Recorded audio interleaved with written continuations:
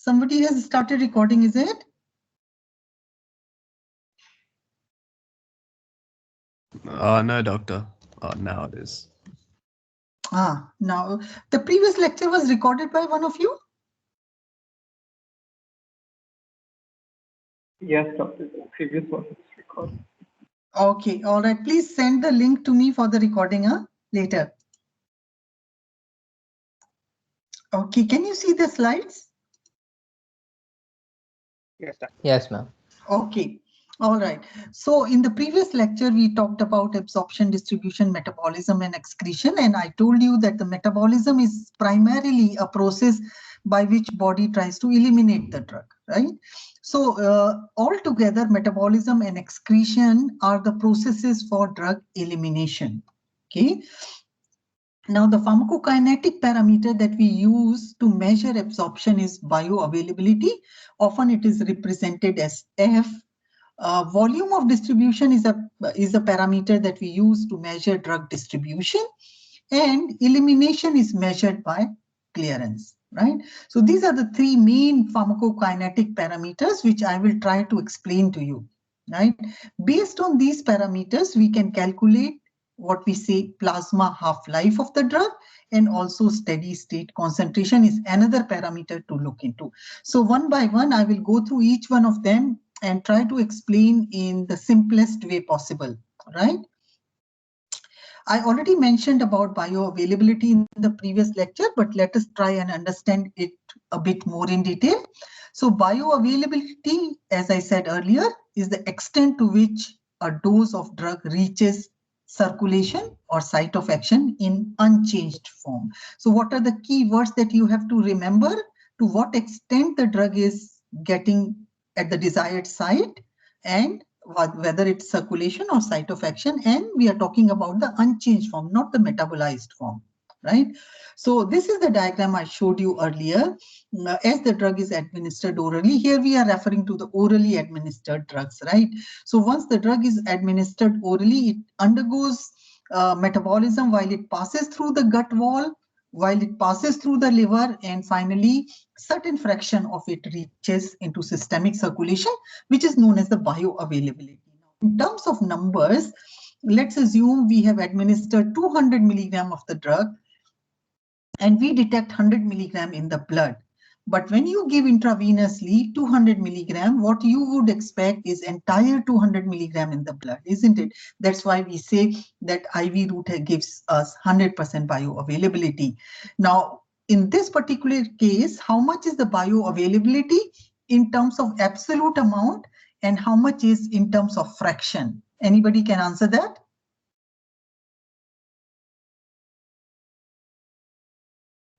It would be in 100 milligrams for absolute amount, whereas it's 50% in fraction. In fraction, yeah. So these are the two ways in which bioavailability can be expressed. So fraction is very easy to understand, right? Now let me show you how do we actually calculate the absolute bioavailability of a drug, right? Okay, so this is the usual method, very popular method to calculate the bioavailability of the drug. Let me explain the graph first, what you are seeing. So on the horizontal axis, you see the time. On the vertical axis is the plasma concentration of the drug. Now, okay, let me use the pen. Oops. Okay, right. So this is where the drug is administered, right? Now, at this time, the drug starts showing you the effect. I will explain to you what is Tmax, right? MEC here is the minimum effective concentration. MTC is the minimum toxic concentration, also known as minimum tolerated concentration, right? Minimum effective, minimum tolerated, and the range is the therapeutic range. Yeah, this is where you expect the drug to produce therapeutic effect. Okay, so this is the point where the drug starts showing its effect at this concentration. So this is the onset time. This is the time taken for the drug to produce its effect, right? After administration. The drug has been administered at this point, right? So it has taken some time to start exerting its effect. The effect will increase, or the concentration increases here, right? And reaches a peak, and then it slows down. it decreases and then comes back to baseline, right? So this is, we are talking about single dose administration, meaning that you see an upstroke when the drug is getting absorbed, it reaches the peak, and then the distribution and elimination causes the drug to get eliminated from the body. Now, therapeutic range is I already explained to you, is the drug concentration between MEC and MTC. The duration of action is the time for which the drug remains above the MEC level, right? So this is the time when the drug concentration is above the minimum effective concentration or within the therapeutic range. You would expect drug to produce the duration of to produce therapeutic effect, and that is why we call it duration of action of a drug. So what is Cmax? Cmax is the maximum concentration a drug can achieve, right? And Tmax is the corresponding time, the time taken for a drug to reach Cmax, right? Now look at the shaded area, which is written here as AUC. I think the word AUC I did mention in the previous lecture, but I did not explain what we mean by AUC. So AUC is the shaded area under this curve, and this curve is known as time versus plasma concentration curve for a single dose of drug, right? So the shaded area in this curve indicates the absolute bioavailability, right? So AUC is equal to the bioavailability of the drug. Is it clear to everyone? Yes, ma'am. Yes. Okay, great. Ma'am, I So, have a question. Yeah, go on. The entire shaded region is the AUC, right? Yes, correct. Okay. Yeah. So, I will be referring to this time versus concentration curve again and again, right? So this is the first time I'm showing it to you. So I hope you understand it well, so that when I refer to it again, you understand what I mean, right? So all the terms used on this particular slide, I hope they are clear. MEC, what is MEC? What is MTC? What is therapeutic range? What is duration of action? What is Cmax? What is Tmax? What is onset of time? Onset time. All right. So let us try and go through this question. An investigator measures the plasma concentration of a drug over time after oral and intravenous administration of its single dose, and no differences were observed in the AUC. So what will be your most appropriate conclusion? Drug has very high oral bioavailability. Drug is highly lipophilic. Drug has high first pass metabolism, or drug is extensively ionized? What should be the correct answer?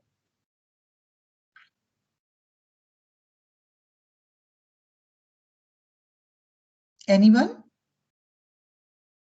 Is it high or bioavailability? High oral bioavailability. Yeah, that's the right answer, because yes, lipophilic drug may have very good absorption, but it might undergo a lot of metabolism, right, in the liver. So bioavailability, we refer to unchanged form of the drug. Yeah? So it may or may not be true. Now, number 3, drug has high first pass metabolism. In this case, you would expect much lower bioavailability. And drug that is extensively ionized will not be absorbed that much by oral route, isn't it? So the best option here in this particular question is number 1, that is drug has very high oral bioavailability. Generally, when you administer drug by oral route, this is how the time versus concentration curve is. It is much lower compared to the same drug given by intravenous route. As you can see, the AUC for per oral or PO administered drug is much smaller if you compare AUC for intravenously administered drug, the same drug. Right. So for calculation of intravenous or calculation of bioavailability, which is represented here is F, you compare AUC by oral divided by AUC of intravenous route and multiply by 100. That gives you the fractional bioavailability. All right. Is that clear? Yes, ma'am. So bioavailability is determined by comparing plasma level of drug after administration via any route other than IV compared to IV route. I hope that everybody is clear why we are repeatedly comparing with IV route, just because when you give the drug IV, the bioavailability is 100%, right? So that was, Doctor, yeah. I have a question to ask. Yeah. Does the intrathecal and the intra-arterial also result in 100% of bioavailability? Intra-arterial, yes, because you are giving directly into circulation, but intra-arterial injections are extremely rare, very, very rare. Yeah, in certain specific clinical situation, generally what we do is we administer drug by intravenous route because veins are easily accessible, right? Arteries are deep-seated, and arterial puncture sometimes may be associated with certain complications. So intra-arterial injections are quite rare or not so frequent, I would say. Thank you. I answer? Okay, all right. Any more questions about bioavailability? None. Okay, let me move on to the next part of this lecture, which is about the parameter that we use to measure drug distribution. Okay? I'm not sure if some of you have already watched the video I have put up for drug for volume of distribution as well as clearance, but let me explain it here, and you can watch the video again for better understanding, right? So drug distribution in the simplest form, let us try to understand in the very simple form and consider the body as a single compartment, right? And as one compartment, here you are administering the drug, yeah, or into this compartment, the drug is getting absorbed, as you see here, and from the same compartment, the drug is getting eliminated. We are considering the entire body as a one compartment or single compartment. Let's say if you are administering 100 milligram of the drug, you measure the concentration in the compartment and you find the concentration is 20 milligram per liter. Can you tell me what would be the volume of this compartment? Anyone? Are you all with me or not? Are you all following me? 5 liters. 5 liters, absolutely right. So here the volume of distribution for this particular drug is 5 liter, right? Here we have assumed as a single compartment. I will go to the next slide with 2 compartments, but first let's understand this. Yeah. So you have administered 100 milligram. Your concentration is 20 milligram per liter. You can easily calculate what is the volume into which the drug is distributed. What you did, you divided the dose by the concentration. That means you divided 100 by 20 and you get the volume of 5 liter, right? Now, in this particular case, since we assume body as a single compartment, the volume of distribution here has to be equal to the intravascular compartment, roughly 5 liters, right? Now, the problem is that body is not a single compartment. It is, at least we can divide it into 2 compartments, blood and tissue, right? Blood is also a tissue in a way, but let's consider blood as a separate compartment and the tissue as another compartment. Okay, so once the drug gets absorbed, it first goes into blood, then it gets into tissues.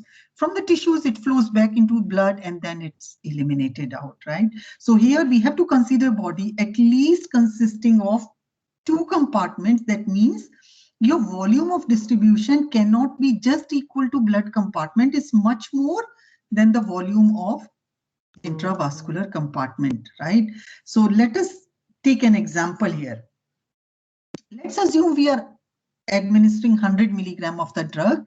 You know that the blood volume is nearly, roughly about 5 liters. And when you measure the drug concentration, what you see that the concentration is 1 milligram per liter, right? So how much of the drug do you think is contained in the blood compartment in this example?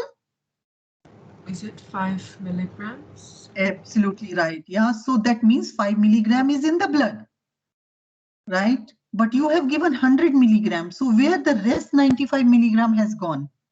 To the tissue? To the tissue. Absolutely right. So, but the problem is that it has gone into tissue, but you cannot take a piece of heart and piece of lung and piece of kidney and measure how much is the concentration there, isn't it? So in a way, this compartment is hidden from you. What is visible to you is only the intravascular compartment, because you can take out a sample of blood and you can measure the blood concentration, right? So you would like to imagine that if the blood concentration is 1 milligram per liter, what is the volume required to get this entire 100 milligram distributed? Any answers? At this concentration, what will be the volume required to distribute the entire 100 milligram? Is it 100 liters? 100 liter, absolutely. So in this example, the volume of distribution for this particular drug is in fact 100 liters. All right. Now you can see that our body's volume is not 100 liter, right? So many drugs will exhibit volumes far in excess of total body volume. Here I have given you an example of 100 liters. Some drugs have volume of distribution of thousands of liters. That means they are highly distributed into tissues. That is why we use the term apparent. It appears to be, right? Because you are calculating based on plasma concentration. This tissue concentration is not visible to you, right? Okay, we will understand it much better as we go along. Okay, let me use a simple classroom example. I have used it into the video. If you go through the video, you will see the same example. But let me use it here for simpler understanding. In this classroom, let us assume that 200 students are coming in and they are getting distributed all over the place in this classroom. Somehow you see that in the center, there are 2 students sitting on each of these benches, isn't it? Most of the students are crowded on the side benches. Let's imagine yourself as a teacher here. Now, probably students don't want to sit in front of the teacher. So in this particular example, right? Now, let us assume that teacher can see only the central row and the side rows are not visible, just like the tissue compartment wasn't visible, right? So based on what you see on the central benches, you might want to imagine the volume of this classroom. So taking the example as I gave you earlier, the size of this classroom you would imagine is good enough to accommodate at least 100 benches, because you think that there are 2 students sitting on each of these benches, right? So in this example, the volume that you imagine, or the apparent volume, is 100 benches. Now let us extrapolate again this example into another one where I have shown you drug A and drug B. Right? Both drugs are administered at the same dose, which is 100 milligram, right? Now, drug A is showing you a plasma concentration of 1 milligram, and drug B is showing you a plasma concentration of 10 milligram. Can you tell me what is the volume of distribution for drug A and what is for drug B? For A is 100 and B is 10. 10. Absolutely right. Yeah. So this is, so what is your conclusion from this example? After administration of the same dose of the drug that have same bioavailability and elimination, if you see small plasma concentration, that means the drug has high volume of distribution, isn't it? You saw the plasma concentration was small, so your volume of distribution was high. When your plasma concentration is higher, your volume of distribution is lower. So there is an inverse relationship here. A drug's volume of distribution, in fact, reflects the extent to which it is present in the extravascular tissue and not in the plasma. That means most of the drug A goes out into the tissue and gets distributed into tissues, whereas drug B goes out into tissues to a lesser extent compared to drug A. Am I making myself clear, everyone? Yes, ma'am. Doctor, if I'm understanding this correctly, does that mean that you can say that drug A binds less to the plasma proteins? Okay, not necessarily. Not necessarily. Yeah. There can be an implication about the plasma protein binding, but there are certain drugs by chemical nature of themselves, because they are not as lipid soluble. They do not cross the capillary membranes and they do not go out into tissues. So there are multiple factors involved here in drug distribution. Plasma protein binding is just one factor. So in other words, there are many factors such as there the are multiple factors. lipophilic and Yeah, as I explained to you in the previous lecture, lipophilicity is the biggest factor. more the lipophilic drug is, more will be its distribution out into tissues, because it can cross submembranes easily. Plasma protein binding is just one factor, and it applies only to drugs that bind heavily to proteins. Isn't it? That's what I explained to you in the previous lecture. Yes, doctor. Yeah, clear? Is it clear? Yes. Okay. So let me go through this simple question and see and test our understanding. Yeah. You receive a 40-year-old man with complaints of urethral discharge, yeah, and dysuria for the past 2 weeks. Further examination and investigation reveal that he has a deep-seated prostatic infection. Yeah, this patient is having prostatitis. Now you need to choose or need to make a choice between drug A and drug B. Why you need to make choice? Because both drugs in an culture and sensitivity is a process by which we see that which drug the infecting microorganism is sensitive to, right? So culture and sensitivity has shown you that infecting organism is equally sensitive to A and B. So you can choose any one of them, but you might consider some of the pharmacokinetic parameters. So let's look at the table below. If you administer both drugs at the same dose, their GI absorption nearly same, 80% and 75%. The elimination is same, but what is different is their peak serum concentration. Drug A has got a serum concentration of 40 microgram per liter.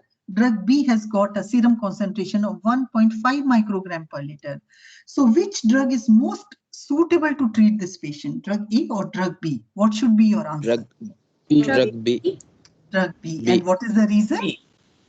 Because the serum concentrations are considerably lower, so that means more has been absorbed into the tissues. Yeah. So here you want to treat a deep-seated infection, right? Deep-seated infection. So you need a drug that can penetrate into tissues, right? So that is the reason. And let's say if it was a CNS infection, for an example, right? So in that case also more suitable is a drug which you expect to cross the blood-brain barrier, right? In that case also your answer would be drug B, right? Okay. So that was about drug distribution. Now I'm talking about any questions about volume of distribution?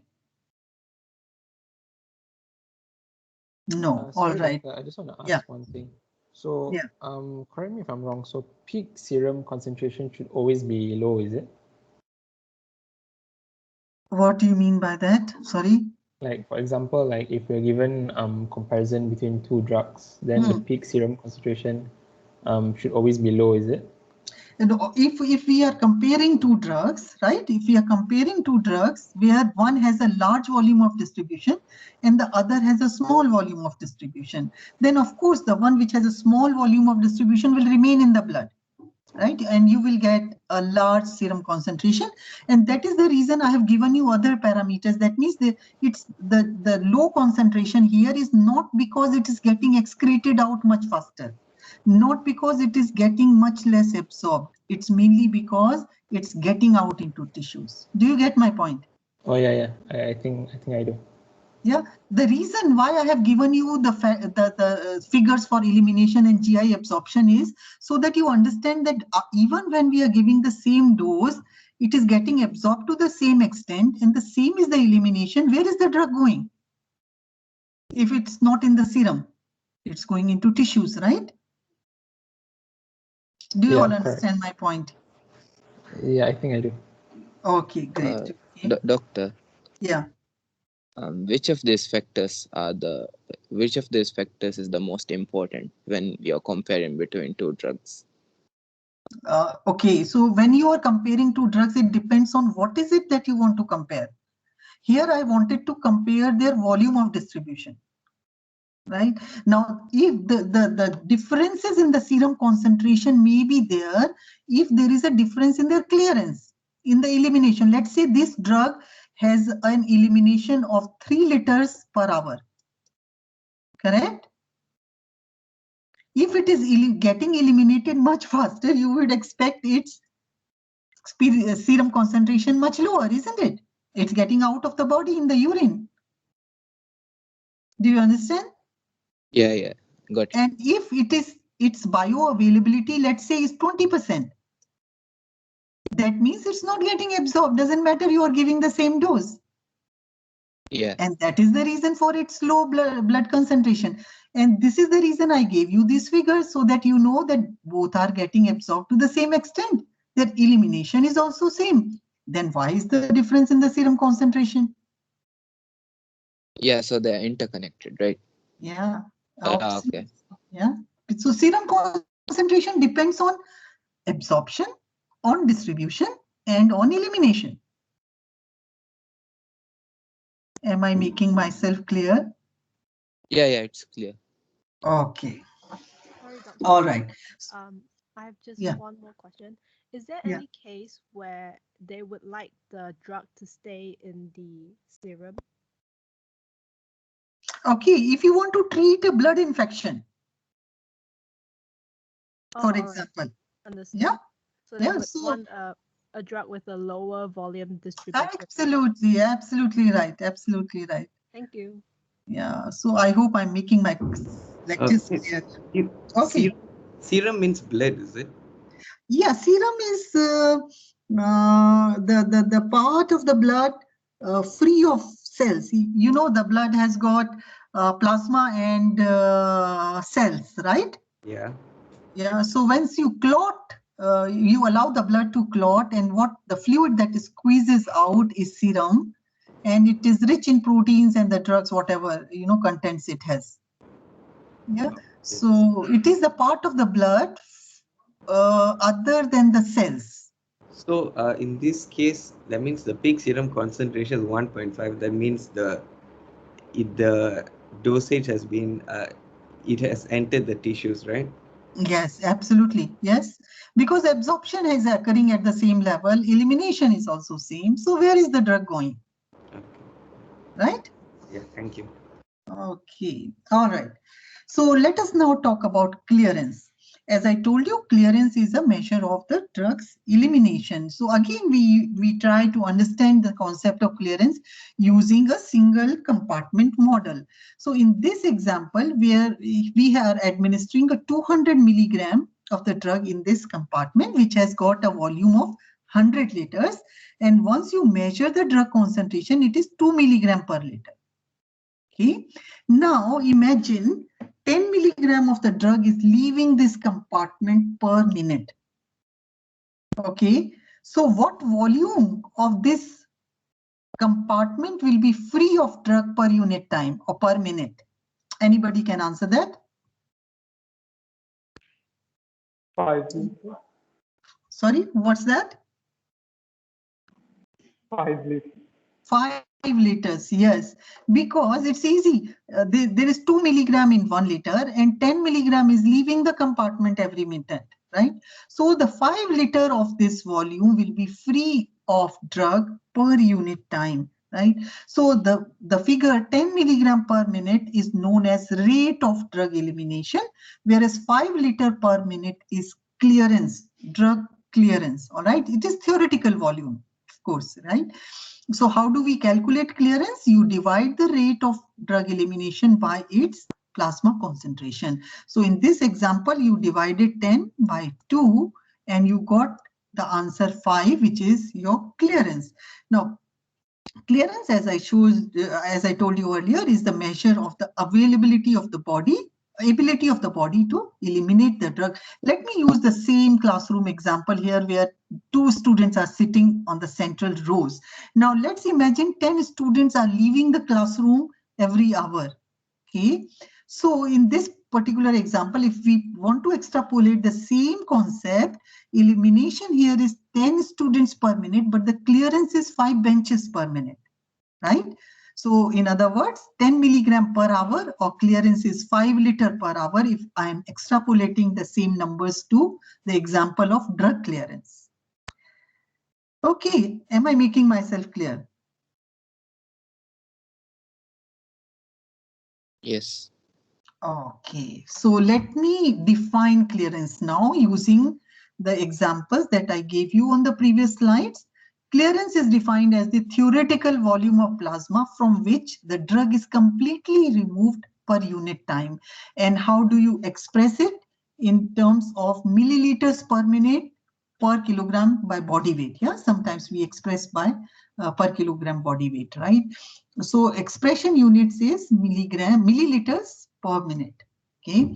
So what is the clinical significance of clearance?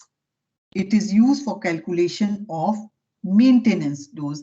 I'm not sure whether I forgot to tell you the use of volume of distribution is for the calculation of loading dose, right? I will talk about loading dose and maintenance dose in the next lecture, not in this lecture, yeah?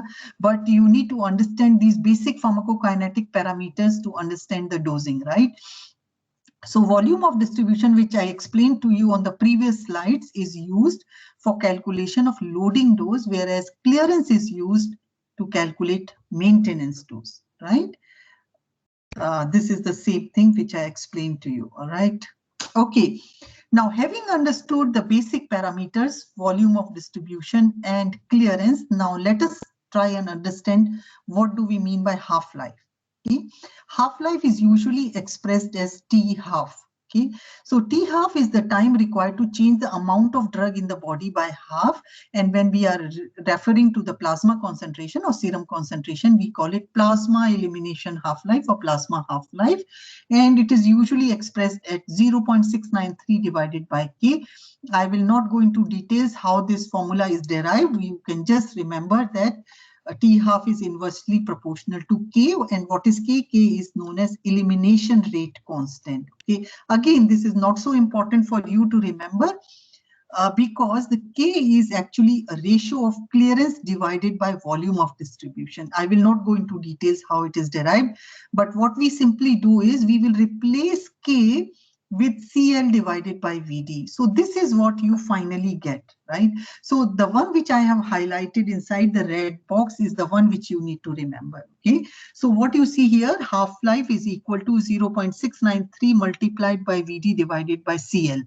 Okay, so 693 is a constant number. You can forget about it. But for calculation, we don't ask you in exam to calculate such things. But this is just for your knowledge, okay?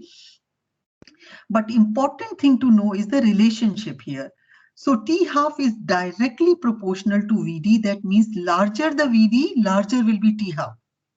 And larger is the clearance, smaller will be the T half. And also logically you can understand, if a drug is getting cleared away quickly, its plasma concentration will reduce to half much quickly, right? So larger the clearance, smaller the T half.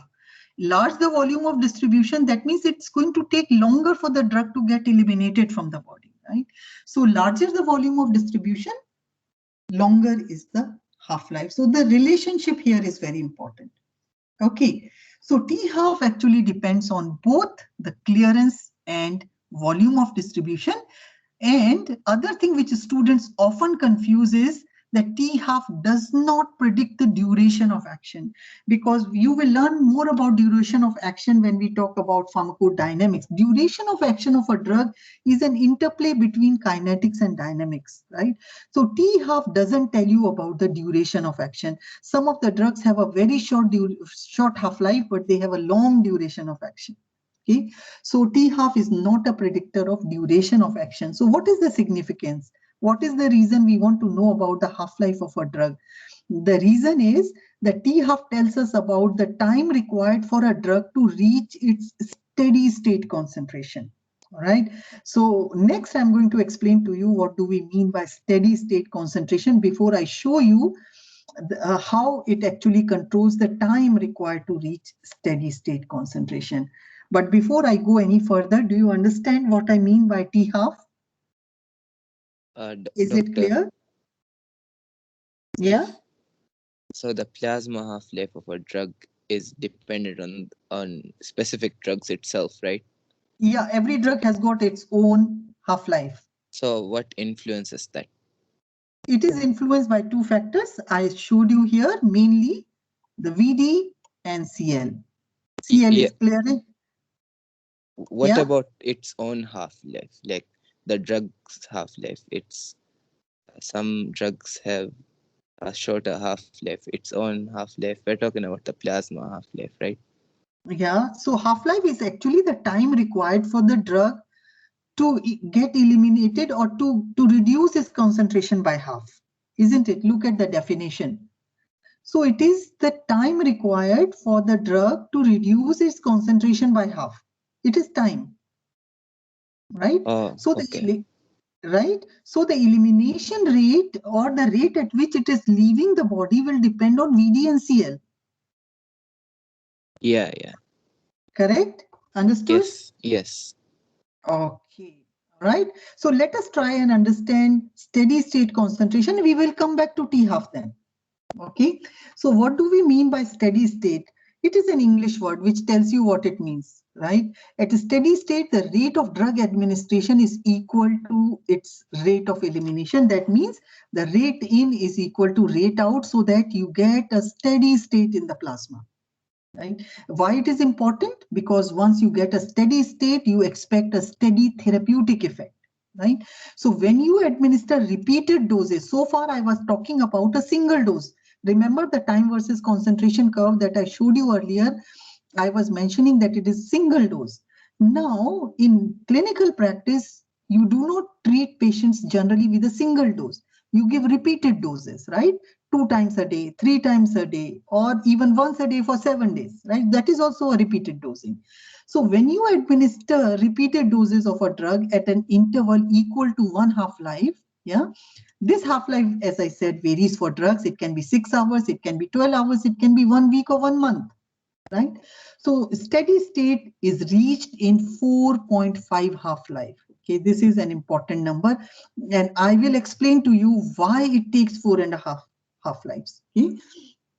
So at the moment, just remember, when you administer a drug at an interval equal to 1 half-life, let's say if a drug has got an half-life of 8 hours, and you give this drug at a frequency of 3 times a day, right? How long would it take to reach the steady state? Anybody can answer that? 36. 36 hours. That means after 36 hours, you should expect that it will reach the steady state concentration, and that is when you should expect its optimum therapeutic effect to appear. Although that depends on a lot of other factors as well, but since we are talking about kinetics, so let us restrict to one factor here, right? So a steady state plasma concentration and corresponding maximum effect of the drug is expected when you achieve a steady state concentration, although this may not be true in all circumstances, right? Okay, now let me explain to you why it takes 4.5 half-life. Okay, so I'm using here an example of a drug where the administration is done at a dose of 100 milligram, right? So once you administer a drug at a dose of 100 milligram, after 1 half-life, you would expect that its plasma concentration reduces to 50. Clear up to here? Yeah. Now after this is 1 half-life, right? So after 1 half-life, you give another dose of the drug, which is again 100 milligram. So here you expect the concentration to reach now 150.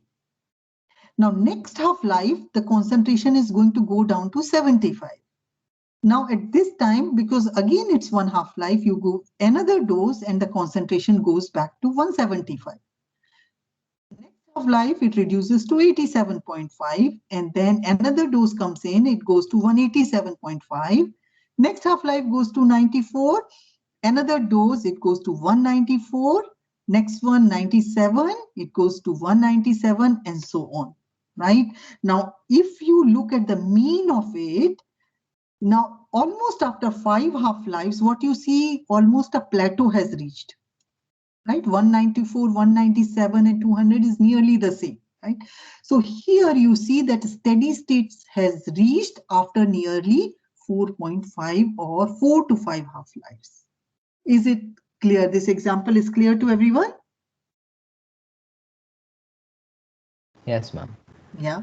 So this is true for almost all drugs, right? So whichever dose you use, the pattern is the same, right? Now this plateau, or the mean concentration, is known as CSS, C for concentration, S as for steady state. So this is known as steady state concentration. All right. So steady state of a regular intermittent dose. So first we should understand what do we mean by regular intermittent. Regular means regular, right? Intermittent means there is interval between the two doses. That means 250 milligram every 8 hours. If you administer like this is regular intermittent dosing. There is an interval between the two doses of 8 hours in this example, right? So during each interdose interval, the concentration of the drug is rising to peak and falling to trough, right? In the previous example, you can see it is rising and going down to trough, rising to peak, going down, right? So during each interdose interval, the concentration is rising and falling, and the drug concentration fluctuates within a very narrow window. And this narrow window, we expect it to be within therapeutic range, which I showed you earlier. So at a steady state, the entire cycle is repeated identically in each interval because your doses are accurately placed at each half-life. Okay. Now, I gave you an example of 100 milligram in the previous on the previous slide. Now let us assume you are giving a dose of 200 milligram, right? Would you expect to achieve steady state concentration earlier? Any answers? No. No. Yeah. The reason is that doesn't matter you are giving 100 milligram or 200 or even 50.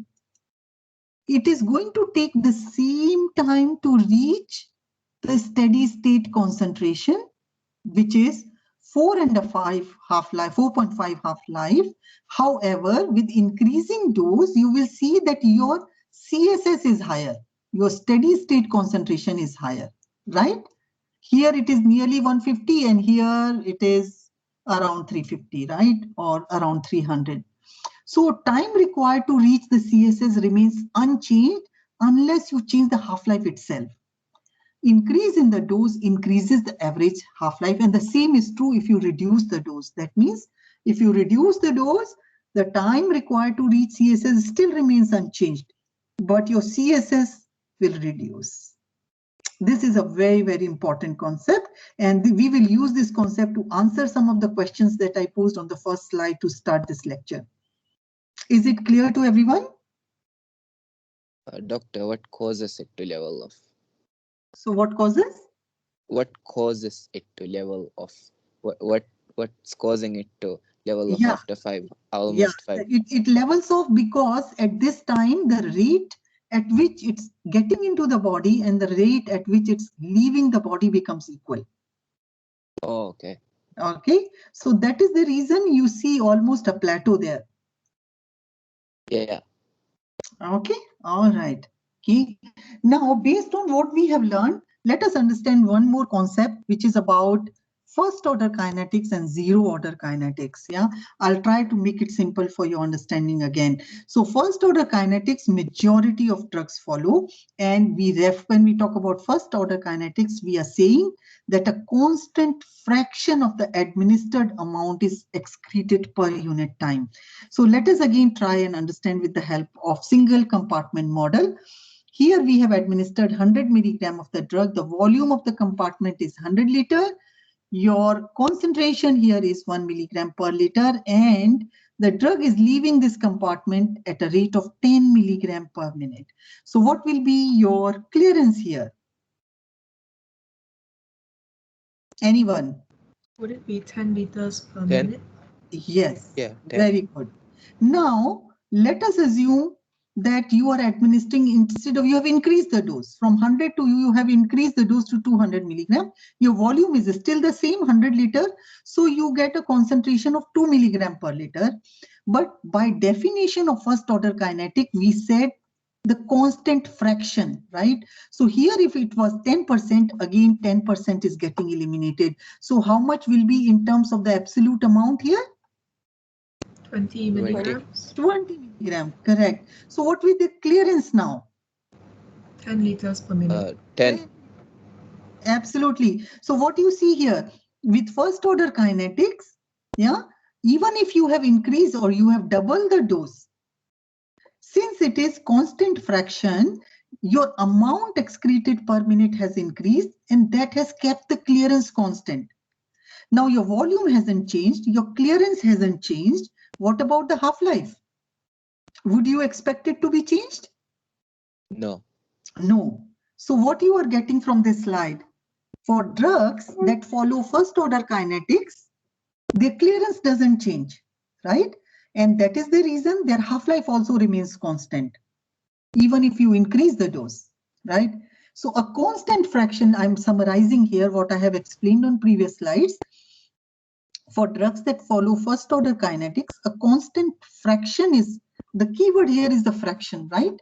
Constant fraction is excreted per unit time. The amount excreted per unit time increases proportionately with increase in dose. You saw on the previous slide, from 10 milligram, it became 20 milligram. And this happens because the elimination processes are not saturated. When I'm saying that, I mean the enzymes which are required to metabolize the drug or transporters which are required to transport the drug out into the urine are not saturated. They are still available with increasing dose to metabolize and excrete the drug.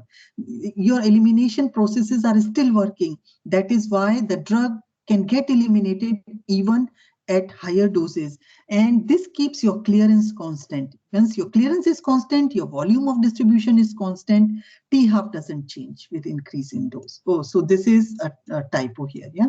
So increase in dose, right? So for such drugs, if you plot a graph between dose and the steady state concentration, you will see a straight line, right? So that means your steady state concentration increases proportionately with increase in dose. And we call it a linear kinetics. What is the advantage here? Once you are treating a patient in the clinic and you are increasing the dose, you can predict a proportionate increase in the serum concentration and proportionate change in the therapeutic effect. All right. Now let us see about the zero order kinetics. In case of zero order kinetics, your elimination processes become saturated, and that is the reason for zero order kinetics, only a constant amount is excreted. Yeah. So what is the implication here? I'm going back to the same example of single compartment unit, same as I used on the previous slide, where you are giving 100 milligram, 10 milligram per minute is excretion with a concentration 1 milligram per liter. And what will be your clearance here? Again, it's going to be 10 milli. Yeah, absolutely right. 10 liter. So there's a mistake here. Yeah. So it is 10 liter per minute. Okay. Now, when you have increased to 200 milligram, again, your excretion is 10 milligram, right? Because this is zero order kinetics and it is constant amount. So what about the clearance in this case? How much is the clearance now? 5. 5. So what has happened to clearance has gone to half, isn't it? So what about T-half? What will happen to T-half? Increased. Increase. So that means the drug is going to stay in blood for a longer time, isn't it? And if you keep on giving the drug at the same interval, it's going to accumulate over time, right? And accumulation may result into higher plasma levels and perhaps adverse effects or the toxic effects of the drug, right? So in case of zero order kinetics, the keyword again here is the constant amount. The constant amount of the drug is excreted per unit time. Amount excreted per unit time doesn't increase proportionately with increase in dose because elimination processes are saturated. It was opposite in case of first order kinetics, right? So here clearance reduces with increase in dose and T-half increases with increase in dose, right? So what happens if you plot a graph between dose and steady state concentration? You will see that there is a steep rise in the plasma concentration because of the accumulation of the drug. It's not getting eliminated, right? Instead of a straight line, which was the case with the first order kinetics, right? So when the drug rises like this, you cannot predict with slight increase in the dose, and you see a rapid rise in the plasma concentration, which is unpredictable. You call it non-linear kinetics. So these are the drugs that need monitoring of the plasma levels with change in the dose so that you know exactly where the plasma concentration of the drug is and it is not crossing the maximum or the minimum tolerated concentration. right? So here is the, sorry to interrupt. So I was going to ask, in the zero order kinetics, it's proportionate up to 1 point, right? So after that dose. Yeah, absolutely right. At the smaller doses, when the body's elimination processes are available, to proportionately increase the elimination, you might observe a first order kinetics. But once those elimination processes are saturated, what you will see that the kinetics converts into zero order. You will have some examples of this kind of drugs. Yeah, okay. Thank you. Okay, all right. Okay, so most importantly to get the concept here. Okay, so here is the comparison of the two types of kinetics, which I explained to you on the previous slide. Effect of increasing dose on metabolizing enzymes. In first order kinetics, they are not saturated. Here they are saturated. Quantity of drug eliminated per unit time can increase. Here it is constant fraction. Here it is constant amount. The effect on the clearance. Here clearance remains constant, whereas clearance reduces or decreases with increase in the amount of drug concentration. Half-life doesn't change. Here half-life increases with increase in dose. A rise in CSS is linear, whereas in case of zero order kinetics, it's non-linear. Therapeutic drug monitoring, as I told you, it's not required. You can predict here, but for drugs that follow zero order kinetics, it is required. You will come across certain examples where you need to do therapeutic drug monitoring. All right, any questions? Okay, let us go through the same scenarios which I showed you earlier. Perhaps you can answer them now. Yeah, go on. For zero order kinetics, the patients are usually admitted, is it? No, not necessarily. Not necessarily. But they require monitoring, right? They require monitoring at regular intervals, yes. So regular intervals meaning like every hour, is it? No, not every hour. Certain drugs, for example, they have a long half-life. Okay. So you wouldn't expect them to change minute by minute. No. Yeah, few weeks or a month or two. Yeah. Okay. So once because I will come to that. I will come to that and explain to you in a while. Okay, let us go through these scenarios and we will explain it. Perhaps you can answer it now. A 35-year-old woman is prescribed a drug for the treatment of depression. 1 week later, the patient presents again saying that her symptoms are not relieved. What pharmacokinetic parameter should the physician consider to decide if it is the right time to increase the dose?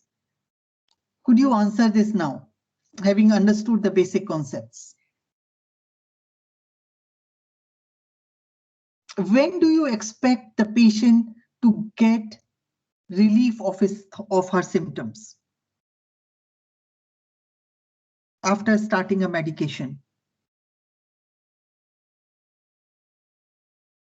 When it starts having its effect. And when is the maximum effect that you expect or the optimum effect in terms of kinetics? Remember, I talked about steady state. Is it before it reaches the steady state? When it reaches the steady state, isn't it? So yes. Only when the drug reaches the steady state, you would expect it to produce the maximum effect, isn't it? Yes. Yeah. So in this, can you answer this question now? What pharmacokinetic parameter should the physician consider to decide if it is the right time to increase? You need to know the time, whether 2 weeks is good or 4 weeks is good or 6 weeks is good or 1 day is good. What is the pharmacokinetic parameter that you would consider? Half-life. Half-life, yes. Because let's say if a drug has got a half-life of 1 week, you would expect the symptoms to be relieved in 4.5 weeks, isn't it? Not just 1 week later, isn't it? Yes. If the half-life of the drug is 5 weeks, so accordingly you would expect it to take 20 weeks or so to produce its whatever effect you are giving it for, isn't it? Does it make sense? Silence means clear. Okay, let me go to the second one. A 50-year-old man is prescribed a drug for the treatment of manic psychosis. physician is aware that the serum level of the drug should be accurately controlled within a narrow range by regularly estimating the serum concentration of the drug.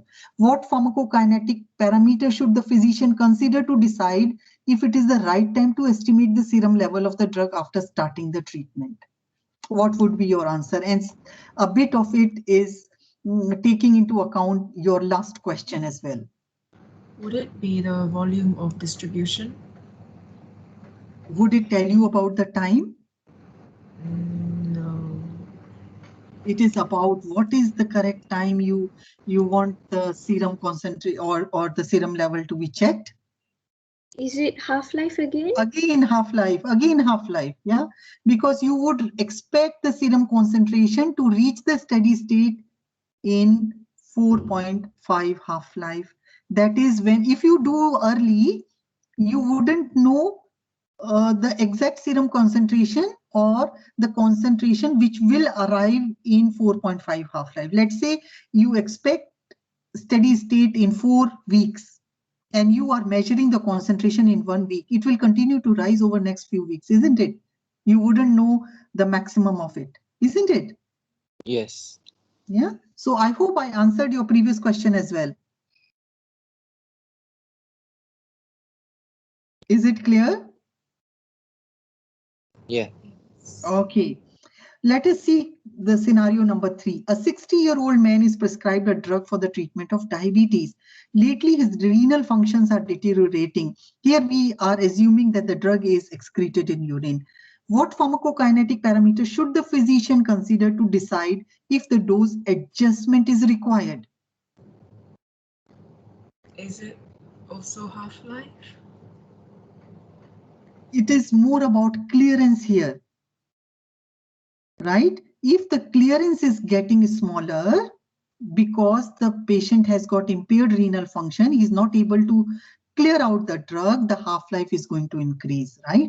So here one has to know about the drug's clearance. Let's say your drug is excreted by biliary route. It doesn't undergo renal excretion. Then it doesn't matter in this particular case, isn't it? It will still be cleared. It will still have the same half-life. Excuse me, doctor. Yeah. Could volume distribution be taken into consideration, or is it? Yeah, here mainly it's more about clearance, isn't it? Here renal functions are deteriorated. Why renal functions are important? For clearance, isn't it? For eliminating the drugs. Right? Now, if a drug is eliminated by kidney, you would expect it to accumulate, isn't it? Yes.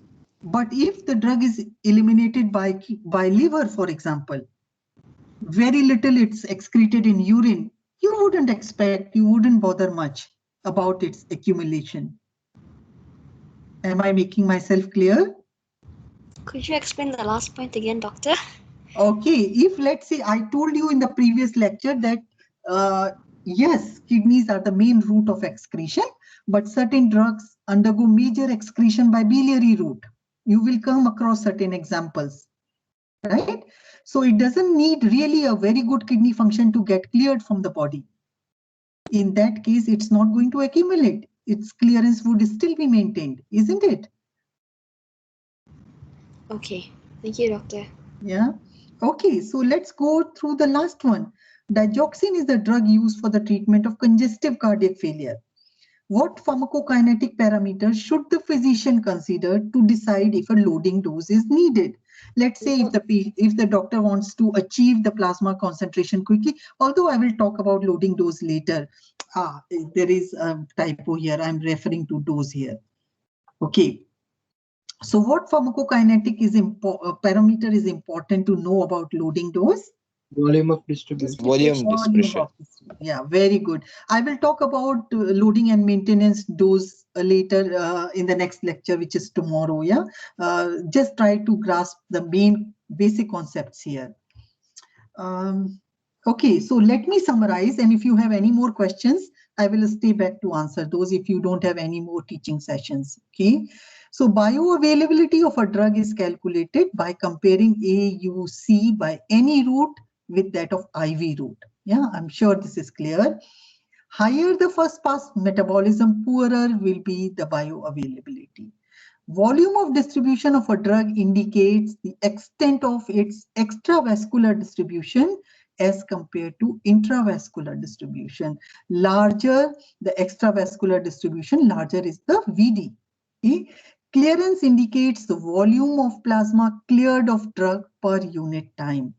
Rate of elimination tells you about the amount of drug eliminated per unit time. T-half tells you about the time required for plasma concentration to reduce by half. And T-half is directly proportional to VD and inversely proportional to clearance. Maintenance dose depends on clearance and loading dose depends on VD. First order kinetics, T-half doesn't change with increase in dose, but increases with zero order kinetics. T-half helps to calculate time required to reach steady state on repeated administration. I hope you understood those basic concepts. I think that is all for today's lecture. Your questions are most welcome. Anything which is not clear to you, please go ahead. And I would recommend all of you to watch those two videos. Has anyone seen? Can I see the show of hands? Has anyone seen? Okay, so quite a few of you, yeah? So that would help you to understand a bit more clearly and perhaps easier way to understand the concept of VD and CL. Okay, any questions you can put in the chat box. I'm here to answer. No worries. Doctor, I have a question. Yeah. So for the zero order kinetics, the clearance decreases, right? With increase in dose. So it decreases because the dose is increased? Yeah, once you are giving, you imagine, you see, you are giving 100 milligram. Next time you start giving 500 milligram, right? So your body is not equipped enough to handle that 500 milligram. It will still keep on eliminating the same amount. So the drug will accumulate in this case when the drug follows zero order kinetics. Is that clear, Karisma? Yes, thank you, doctor. Welcome, welcome. Any other questions? Go on. Some of you have raised hands. Please go on. I have to make sure for myself that I made you understood some of the concepts. I know that they are not very easy all the time, but I have tried my best to simplify as much as I can. Doctor. Yeah, go on. So Zafran. if someone has a problem associated with the kidneys, Mm-hmm. and the kinetics that you would see when a drug is given is usually the zero order kinetics, right?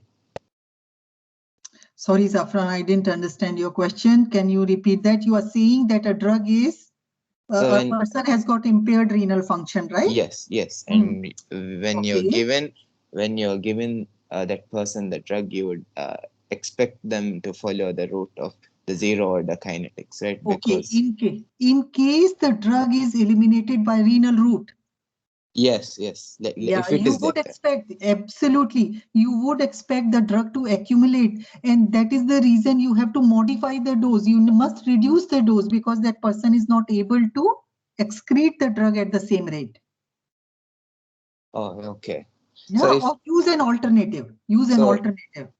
So if someone has a liver associated problem, then it's also like that, right? Yeah, if the drug is excreted by biliary route, liver, for example. Yeah, absolutely. The person is going to get the drug accumulated in the blood. So one must reduce the dosing. If you are giving the 100 milligram, maybe that person just needs 50 milligram, or that needs just 30 milligram, not the usual dose of 100 milligram. Oh, okay. Okay, I got it. Thank you. Okay, any more questions? Miss. Yeah, go on. Who is it? This is from the last lecture. Okay, Dinesh. Okay, go on. You said prodrugs need to be metabolized to be activated. Yes, that's right. How are they excreted then? I thought you have to go through metabolism before it's excreted. They may go repeated metabolism. So they'll go through another metabolism. Yeah, they may undergo repeated metabolism, or the same form which is active may also be excreted. Oh, okay. Thank you. Yeah, and there is a question from Olivia. Okay, let me see. Is the study? Let me see. Okay, yeah, it's always okay. Guys, don't confuse between steady state concentration and time required to reach a steady state. Okay, so steady state concentration will change according to your dose, but time that you need to reach a steady state will always be 4.5 half-lives. Am I making sense? Yes. Okay, good. You can type in your questions. Or just unmute yourself and ask question. Miss, the last lecture you said repeated administration of a drug may cause inhibition of the metabolizing enzyme, right? Yes, yes. Does that mean that the effectiveness of the drug reduces or something? No. If you are inhibiting the metabolic enzymes, that means the drug will accumulate. Isn't it? It's not getting metabolized. So it will accumulate. And in that case, you might have to reduce the dose. It's not getting eliminated. Ganesh, is it clear? Yes, miss. Okay, nobody is going home with questions on your mind, huh? Clarify now. Any more questions? Doctor. Yes. For the last lecture, the phase 1 metabolism, when the enzymes stimulate the metabolic rate, and then like the plasma level will decrease. So the concentration of the drugs in the plasma decreases. Yes, that's right. You might have to give a larger dose in that case. So like the drugs will be less eliminated out of the body. More eliminated. You metabolize faster, then you eliminate faster, isn't it? Oh, okay. Olivia, clear? Yeah, so like it eliminates faster. Yeah. That is why there is less amount left in the plasma. Yes, absolutely right. Okay, thank you. Okay. Anyone else? I have taken more than your allocated time.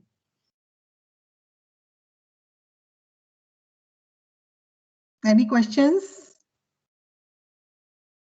No, don't worry if there are few things you find difficult to understand.